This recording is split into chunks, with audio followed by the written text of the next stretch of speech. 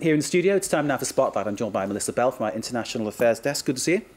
And Melissa's here with more on the deaths of the two French soldiers, a tragedy already raising urgent questions over the French role in Afghanistan. Two more deaths, Melissa. Tell us more.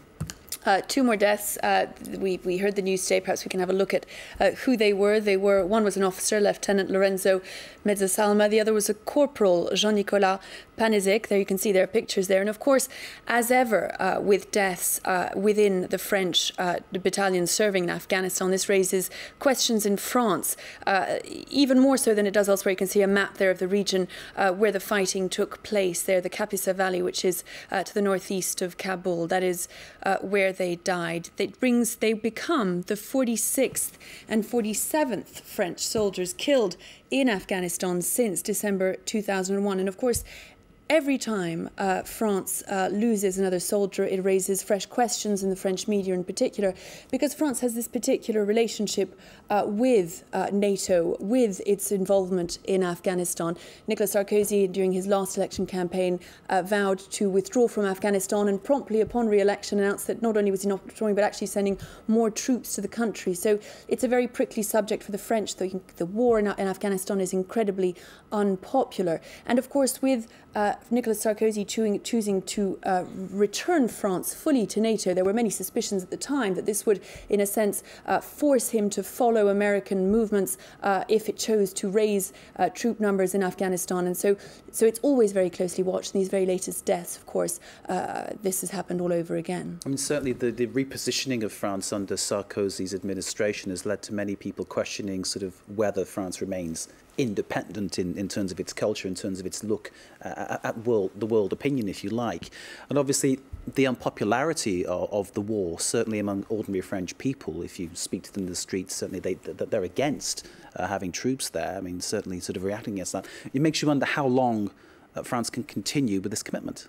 Particularly as the whole world now is looking towards an exit strategy. And we saw the withdrawal of the first big provider of troops, the Dutch, earlier this month. They withdrew all their troops on the 1st of August. And of course, many countries, including the United States, starting to talk about when they might leave. But the trouble with any war, I suppose, in dealing with public opinion is that one tends to conclude from the number of deaths that are reported in the headlines of our newspapers, that a war is going more or less well. And of course, this isn't actually true. General Petraeus has spoken out in the last couple of days saying that the momentum that the Taliban had in key regions like Helmand, like Kandahar, and also in Kabul is now being reversed, and that on the ground, of course, the troops are starting to see the difference. Now, inevitably, as they take on these Taliban strongholds, there will be deaths, and General Petraeus in his remarks stressed that although that momentum was being reversed and the battles were beginning to be won, there would be big problems ahead, there would be further deaths, and that these should not be taken lightly.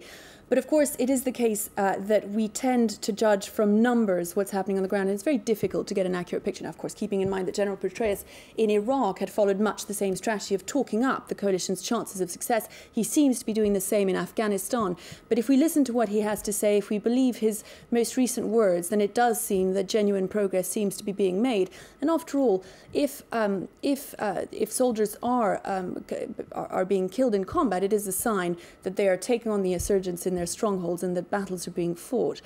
General Petraeus very optimistic about the potential there, but also very hesitant to confirm that idea that President Obama put forward of July 2011 being the beginning of the withdrawal. He confirmed that it could be the beginning of the withdrawal, but that if he felt that was too risky a date, he'd be very clear in telling the American president what he thought, and if he thought that things should go more slowly, he would indeed speak up. OK, Melissa, thank you very much. We need to leave it there. And obviously, our condolences go out to the families of those soldiers killed tragically there in Afghanistan. And we'll bring you more on that story, of course, as we get it. Melissa, thank you very much for joining us. And thank you for watching, too. This has been live from Paris. You're on France 24. Stay with us. More to come, of course. Up next is Christopher Abate with A Week in Europe. Stay tuned for that.